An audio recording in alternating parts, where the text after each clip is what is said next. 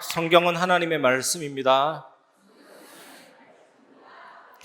마틴 루터가 종교개혁할 때 5대 슬로건이 있습니다. 솔라, 5개가 있습니다. 솔라가 오직이라는 뜻이거든요. 솔라 스크립투라, 오직 성경. 솔라 크리스토스, 오직 그리스도. 솔라 그라티아, 오직 은혜. 솔라 피데, 오직 믿음. 마지막이 솔라 데오 글로리아, 오직 하나님께 영광. 이것이 말로만 했다면 기억이 안 됐을 겁니다. 마틴 루터 내면 속에 깊이 들어가서 그게 체질화되고 누려지니까 그 힘은 아무도 막을 수가 없습니다. 우리에게 능력의 말씀이 들어와서 나의 모든 것을 바꾸면 이제는 세상을 살리게 됩니다. 바깥으로 살리기 위한 집중도 중요하지만 내가 바뀌면 세상은 변화되게 됩니다. 그래서 교회를 세웠고 예배가 있는 것입니다. 오늘 큰 은혜 받으시기를 주님의 이름으로 축원합니다. 첫 번째, 장로의 전통을 범한 제자들을 비난한 바리새인과 서기관입니다. 여러분도 아시다시피 2001년 9월 11일 화요일 날 미국 뉴욕 세계무역센터 그리고 미국 국방부 청사 펜타곤에 테러가 발생해서 3,000명 이상이 죽었습니다. 비행기 폭탄 테러였습니다. 테러 일으킨 주범이 이스라엘 급진주의 세력이었습니다. 또 1970년대에는 일본 기업들을 대상으로 연쇄 폭탄 테러가 계속 생겼습니다. 그 테러범도 일본 급진 좌파 세력이었죠. 이 급진주의라는 말은 뭐냐면 세상을 극단적으로 변화시키는 신념이나 실천입니다. 그래서 이것은 종교적인 급진주의, 정치적인 급진주의 둘 다 지칭합니다. 급진주의의 한 예는 세상을 극단적으로 바꾸는 데는 폭력만큼 좋은 것은 없다 이죠. 이런 신념 가진 사람은 자기 목표를 이루기 위해서 모든 수단, 모든 방법을 다 동원합니다. 그래서 테러나 또 다른 형태의 폭력을 행사하기도 합니다. 그리고 급진주의의 또 다른 예는 한 국가, 한 민족, 한 특정 집단의 모든 무리들을 악하다, 다른 사람들보다 굉장히 열등하다 이렇게 여기는 거죠. 이런 신념을 가진 사람은 그 집단 안에 있는 모든 사람들에 대한 증오, 차별, 폭력으로 이어지게 됩니다. 2차 세계대전 때 독일 나치가 유대인들을 그렇게 했거든요. 그래서 급진주의는 폭력과 증오, 차별로 이어질 수 있기 때문에 가장 위험한 이데올로기가 될 수 있습니다. 오늘 본문에 보면 바리새인들이 모세오경에서 추출한 하라, 하지 마라, 긍정과 부정 형태의 613개 조항을 추출해서 이제 이것을 따르지 않는 사람들에게는 폭력을 가했거든요. 정죄를 가했습니다. 박해를 가했습니다. 얼마나 위험한 급진주의입니까? 이 사상에 심취한 사람이 사도 바울이었습니다. 예수 믿기 전에 이 사람이 뭐 했습니까? 예수 믿는 사람을 옥에 가두고 죽이고 핍박하고 그것이 하나님 잘 믿는 걸로 착각했습니다. 위협과 살기가 등등했습니다. 초대교회는 또 어떻습니까? 베드로가 이방인 고넬료 집에 들어가서 식사하고 세례 주었다는 이유로 온갖 난리와 분쟁이 있었죠. 이것도 급진주의의 한 행태입니다. 잠재되어 있는 선민사상의 독보리였습니다. 여러분, 예수님은 하나님이십니다. 하나님의 생각은 우리 생각과 다르고 하나님의 길은 우리 길과 다르기 때문에 예수님이 하신 모든 말씀은 우리에게 급진적으로 보입니다. 완전히 바꾸는 거거든요. 예수님이 바리새인들, 서기관들, 무리들, 제자들에게 하셨던 말씀만큼 당시의 종교와 참된 예배에 대한 모든 사람들의 생각에 대해 급진적이었던 말씀은 없었을 것입니다. 1절을 보시면 그때 바리새인과 서기관들이 예루살렘으로부터 예수께 나와 이르되, 예수님은 처음에는 갈릴리 동쪽에서 사역을 하셨고 지난주 보면 게네사렛, 갈릴리 서쪽에서 이제는 사역을 하십니다. 예수님이 가시는 곳마다 수많은 사람들이 따라오고 병든 자들이 따라왔습니다. 그때 예수님은 그들을 불쌍히 여기시고 고쳐주셨습니다. 그런데 오늘 본문에 보면 이런 와중에 예루살렘으로부터 소수의 서기관과 바리새인들이 와서 예수님께 질문합니다. 왜 당신들의 제자는 손을 씻지 않습니까? 이것은 제자들의 손에 흙이 묻고 안 묻고 그런 여부와 전혀 상관이 없습니다. 바리새인들의 전통과 의식에 관한 것이었습니다. 예루살렘으로부터 왔다라는 것은 공식적인 대표단이었습니다. 마태복음 15장 2절에 보면 당신의 제자들이 어찌하여 장로들의 전통을 범하나이까? 떡 먹을 때에 손을 씻지 아니하나이다. 논쟁의 핵심이 뭡니까? 예수께서 장로의 전통이라 불리는 구전율법의 구속력을 완전히 인정하지 않는다라는 것입니다. 장로의 전통이 뭐냐면 과거에 훌륭한 랍비들이 만들었고 후대에 부전으로 전송된 성경 해석이거든요. 고대 세계에서는 신체의 청결을 굉장히 중요하게 여겼습니다. 여러분, 이스라엘이라는 이 지역이 굉장히 덥고 먼지가 많아요. 그래서 잘못하면 병도 생길 수 있으니까 건강상의 이유로 또 상쾌해져야 되는 이유로 자주자주 씻어야 했습니다. 또 고대 이스라엘에서 집주인은 여행객이 방문하면 그들이 씻을 수 있는 깨끗한 물을 제공해서 깨끗하고 상쾌하게 씻고 식사를 하도록 했습니다. 특히 손의 청결에 대해서 굉장히 신경 썼습니다. 왜냐하면 부정함이 다른 사람에게 전염될 수 있기 때문에 손 청결을 신경 썼고, 그래서 제사장들은 예배 드릴 때 손과 발을 씻고 예배를 드렸습니다. 식사 전에 손을 씻는 것은 구약 성경이 요구하는 바는 아니었지만 바리새인들이 가르칠 때 가장 중요하게 생각을 했고, 또 그들의 종교가 그런 문제를 기반으로 만들어져 있거든요. 그래서 굉장히 주된 관심사였습니다. 여러분, 그것 아십니까? 여러분들이 생각을 딱 고정해 놓고 생각을 만들어 놓고 말씀을 듣거나 말씀을 보면 이상하게 그렇게 보이고 그렇게 들립니다. 어떤 우울한 사람이 성경책을 딱 펼쳐서 처음에 들어오는 그 말씀을 하나님의 음성으로 삭혔다, 이렇게 해서 성경책을 딱 펼쳤는데 뭐가 나왔냐면 가룟 유다가 목매달라 죽으니라 딱 나왔어요. 이상하다 싶어 다시 딱 펼쳤는데 너도 가서 그렇게 하라 딱 나왔습니다. 3-4번이잖아요. 마지막에 딱 펼쳤는데 어서 가서 속히 행하라 이게 나왔습니다. 여러분, 이렇게 말씀 받으면 큰일 납니다. 내 아픈 부분을 긁어주는 말씀을 쪽집게처럼 골라 잡으면 실패합니다. 성경 말씀으로 나의 삶이 조명되어야 되지, 내 아픈 부분에 맞는 말씀을 찾아내면 그것만큼 사단의 통로가 없어요. 그렇게 말씀 잡는 분이 참 많거든요. 계속되는 예배 속에서, 여러분 꾸준히 읽는 성경 말씀 속에서, 말씀 흐름 속에서, 이런 전체 맥락 속에서 하나님의 뜻을 찾는 것이 제일 중요한 것입니다. 하나님 반드시 말씀을 주시고 할 일을 알려주십니다. 요한복음 14장 26절, 보혜사 곧 아버지께서 내 이름으로 보내실 성령 그가 너희에게 모든 것을 가르치고 내가 너희에게 말한 모든 것을 생각나게 하리라. 요한복음 16장 13절, 그러나 진리의 성령이 오시면 그가 너희를 모든 진리 가운데로 인도하시리니 그가 스스로 말하지 않고 오직 들은 것을 말하며 장래 일을 너희에게 알리시리라. 성령께서 말씀을 생각나게 하시고 또 뭐 하십니까? 말씀을 깨닫게 하시고 또 무엇을 하십니까? 장래 일을 알리시죠.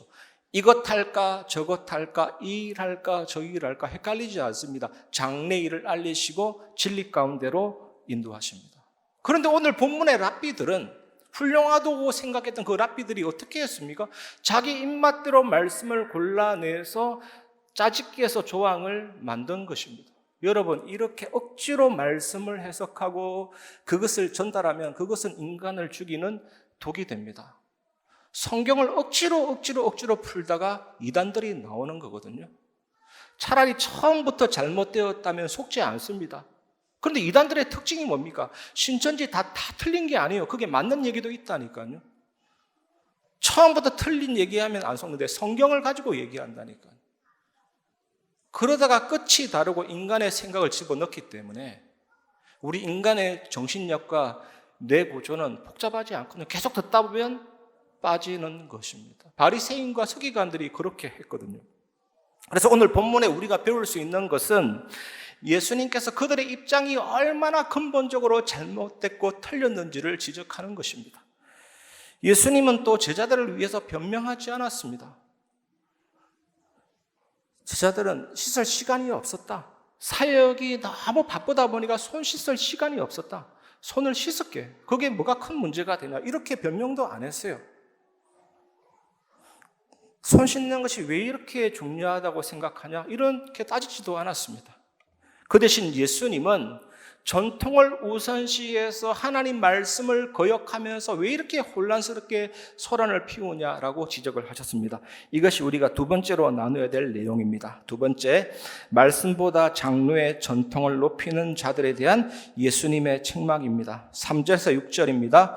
대답하여 이르시되 너희는 어찌하여 너희의 전통으로 하나님의 계명을 범하느냐. 하나님이 이르셨으되 내 부모를 공경하라 하시고 또 아버지나 어머니를 비방하는 자는 반드시 죽임을 당하리라 하셨거늘 너희는 이르되 누구든지 아버지에게나 어머니에게 말하기를 내가 드려 유익하게 할 것이 하나님께 드림이 되었다고 하기만 하면 그 부모를 공경할 것이 없다 하여 너희의 전통으로 하나님의 말씀을 폐하는다. 예수님은 제자들과 서기관들이 왜 장로의 전통을 지키느라고 하나님의 말씀을 거역하느냐 이렇게 질문하면서 책망합니다. 예수님은 구약 성경은 하나님으로부터 왔지만 장로의 전통은 인간의 말일 뿐이다라고 말하고 계시는 거거든요. 그러면서 한 가지 구체적인 예시를 제시하십니다. 그것이 뭐냐? 고르반이라는 것입니다. 고르반이 뭐냐면 하나님께 바쳐졌다, 성전에 바쳐졌다라는 뜻입니다.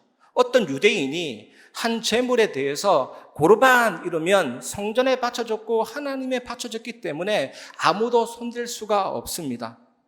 여러분, 원래 부모를 봉양하는 데 쓰여져야 될 제물인데 고르반 이러면 하나님께 성전에 바쳐졌기 때문에 아무도 손댈 수가 없습니다. 유대인들이 이것을 노린 것입니다.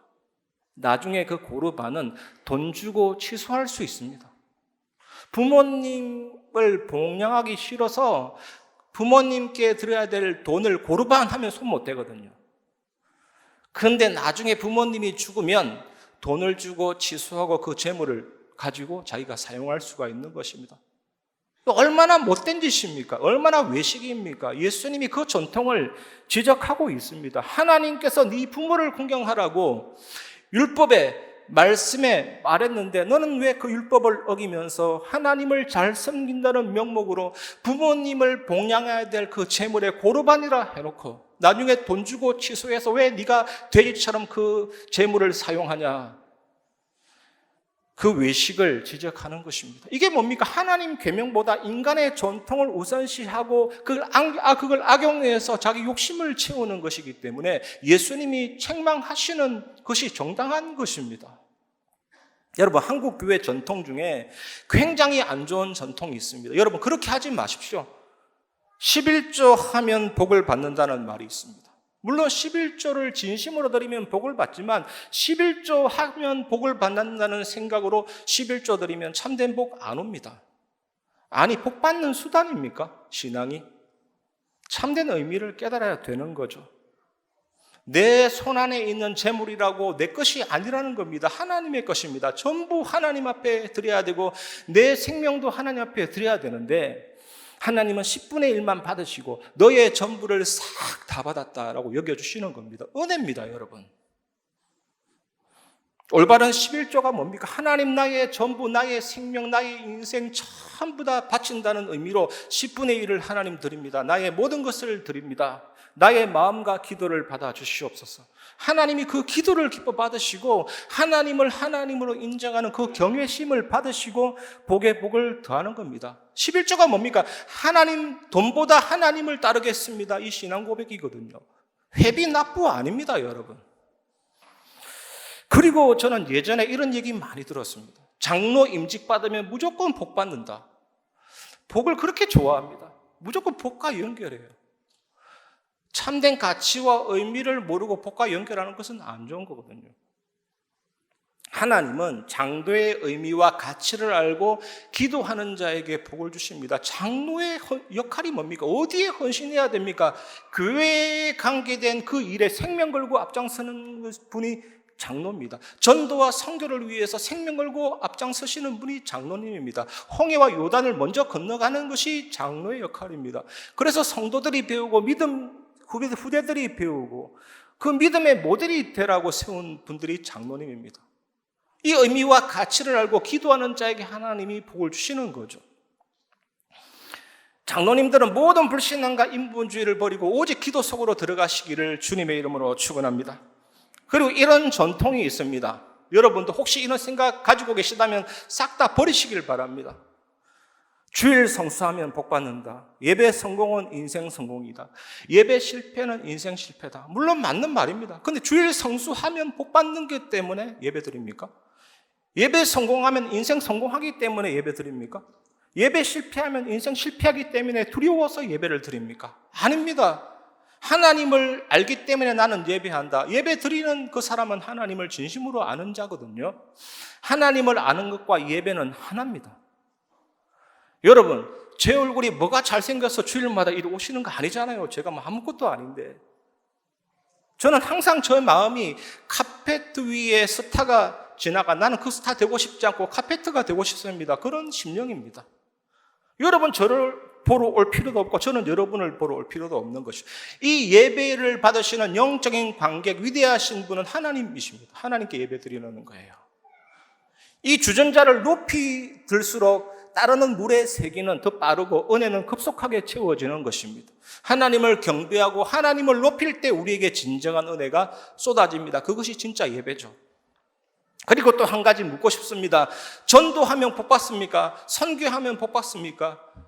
물론 복이 옵니다. 하지만 복 받기 때문에 전도하는 것이 아니고 복 받기 위해서 선교하는 것이 아닙니다.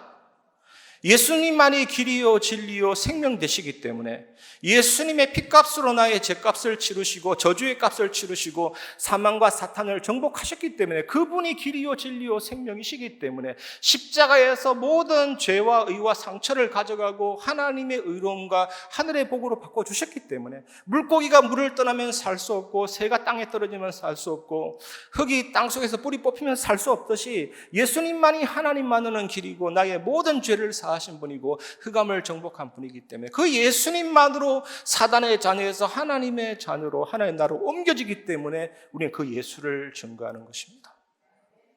이 한 사람 예수 믿으면 하늘에서 잔치가 벌어지고 하나님이 최고 영광 받으십니다. 맨날 술 한 잔 먹고 슬픔을 노래하고 탄식을 노래하고 쾌락을 노래하던 그 추한 입술이 하나님을 찬양하도록 내가 내 인생의 주인인 줄 알고 온갖 다른 신의 지배당한 그분들이 하나님을 섬기도록 하나님을 예배하도록 그게 전도 아닙니까? 저도 사실은 회개한 부분이 있습니다. 제가 기도를 많이 하다 보니까 기도를 많이 하고 싶은 욕심이 생기는 거 있죠. 그래서 어느 날 기도 많이 하니까 기도한 것 같고 기도 작게 하니까 기도 안 한 것 같아요. 그래서 제가 하나님을 바라보는 게 아니고 내 만족을 추구하고 있지 않나 생각이 딱 드는 거예요. 그래서 하나님께 회개했습니다. 아, 내가 기도 많이 했구나. 이 만족감을 사단이 심어서 나를 교만하게 하는 것이구나. 회개했다니까요. 예수님이 오늘 말씀에서 가장 우려하시고 가장 염려하신 부분이 뭡니까? 이런 거짓 경건, 인간의 전통이 거짓 종교로 이어집니다. 그래서 예수님이 책망하시는 것입니다. 그 사랑의 주님이. 인간의 전통이 하나님 말씀보다 우선시되지 않는다. 그러면서 예수님은 마지막으로 바리새인과 서기관들의 잘못된 성경 해석을 비난하셨습니다. 이것이 마지막으로 나눠야 될 말씀입니다. 세 번째, 바리새인과 서기관들의 위선과 잘못된 성경 해석을 비난하신 예수님입니다. 7절에서 9절입니다. 외식하는 자들아, 이사야가 너희에게 관하여 잘 예언하였도다. 일러스되 이 백성이 입술로는 나를 공경하되 마음은 내게서 멀도다. 사람의 계명으로 교훈을 삼아 가르치니 나를 헛되이 경배하는도다 하였느니라 하시고, 이어서 예수님은 이사야 29장 13절을 가지고 바리새인과 서기관들의 외식을 책망하십니다. 그들은 마치 이사야 선지자가 살았을 때의 그 백성들처럼 입술로는 하나님을 경배하지만 마음은 하나님에게서 완전히 멀었습니다. 하나님의 말씀을 버리고 사람이 만든 교훈으로 가르치니까 너희가 나를 헛되이 경배하는도다. 하나님이 이렇게 해서 하나님의 말씀과 인간의 전통을 확실히 구분하는 것입니다. 인간의 전통은 하나님의 말씀을 기반으로 해서 나온 것이 아니다 분명히 말하고 있습니다. 이 서기관과 바리새인들은 마음은 어떠하든지 표면적으로 위정죄만 범하지 않으면 아무리 맹세해도 무방하다. 마음을 문제 삼지 않고 언어만 문제 삼은 것입니다. 이것은 마치 행동살인만 살인으로 간주하고 행동간음만 간음으로 간주하고, 이 마음속에서 나오는 게 악하고 더럽거든요. 다음 주에 살펴볼 내용입니다. 그래서 예수님은 이 바리새인과 서기관들에게 외식하는 자들아, 이게 뭐냐면 사람에게 보이려고 연극하는 자들아, 연기하는 자들아. 여러분, 연극은 진짜가 아닙니다. 아무리 감동을 줘도 연기는 사실이 아닙니다. 여러분에게 전 진짜 묻고 싶은 부분이 이겁니다. 혹시 연극을 하고 있지 않습니까? 혹시 연기를 하고 있지 않습니까? 오늘 말씀이 예수님이 뭐라고 했습니까? 입술로는 하나님을 경배하되 마음은 내게서 멀도다. 하나님이 전능하시고 모든 것 다 아시거든요. 아니, 부족한 저도 강단에 서서 말씀을 전하면 은혜 받는지 안 받는지 어느 정도 보이는데 하나님은 어떠시겠습니까? 저는 예전에 제가 연기를 한다라고 느낀 적이 있어요, 진짜로. 그래서 예배 드리기 전에 간절히 기도했습니다. 하나님, 저는 가짜입니다. 지금까지 은혜 받는 척, 아무 문제 없는 척 했습니다.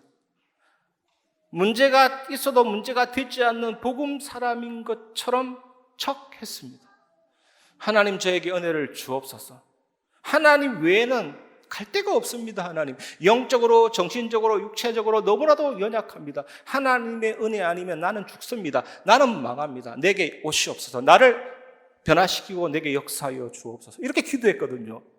그러니까 하나님의 은혜 속에서 깨닫게 된 게 뭐냐? 하나님의 신실하신 사랑에 대해서 의심치 않게 되었습니다. 저는 예전에는 문제가 오면 낙심하고 하나님 입맛 바뀌셨나? 믿는 도끼에 발등 찍혔네. 하필이면 왜 나에게 이런 일이, 이런 질문이 있었는데 이제는 그런 질문이 사라지면서 정말로 다가오는 말씀이 있었습니다. 그것이 로마서 8장 28절입니다.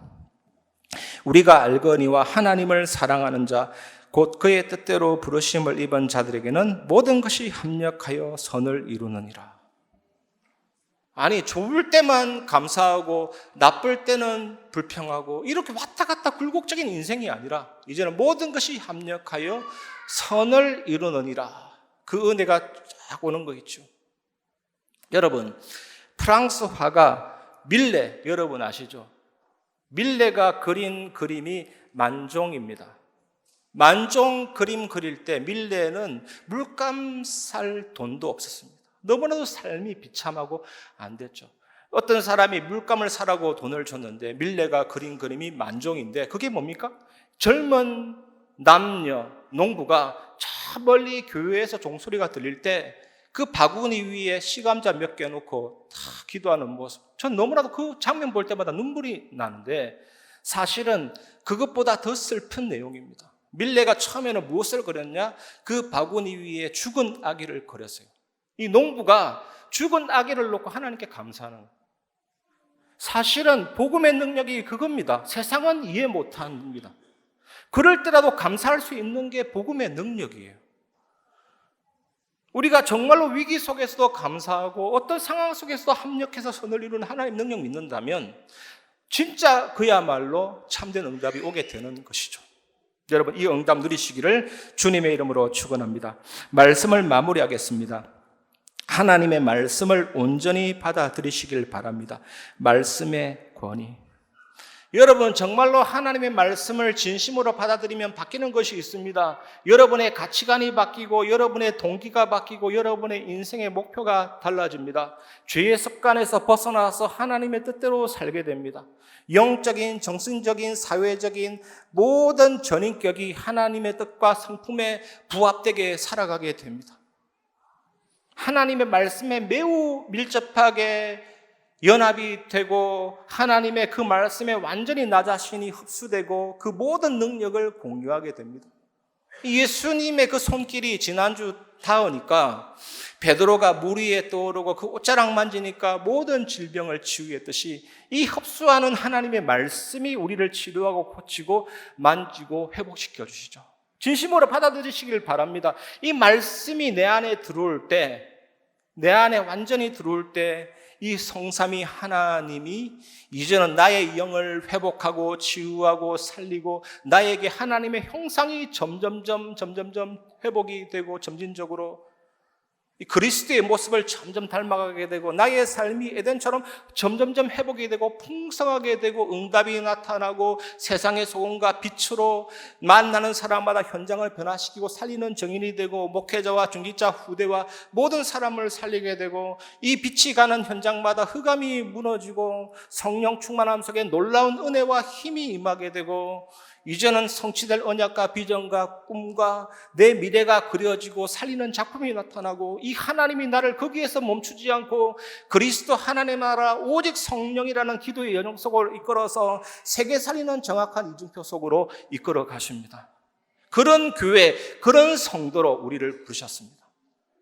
저는 정말로 눈물 마렵듯이 날마다 내 마음에 배고픈 게 있어요. 이 예수 그리스도 증거해야 되는데 영원한 기업, 영원한 작품, 영원한 유산 이 예수님 증거해야 되는데 그런 교회가 되게 없어 날마다 기도하고 있습니다. 하나님이 이 일에 기다리고 집중하고 도전하게 하시면서 이제는 하나님이 세계 살리고 하나님이 최고 영광 받는 성도로 교회로 우리를 축복하실 줄 믿습니다. 이 은혜 깊이 누리시고 응답받는 한 주간 되시기를 주님의 이름으로 축원합니다. 이 시간 주님 말씀하시면 우리 찬양 부르고 말씀을 마무리하겠습니다.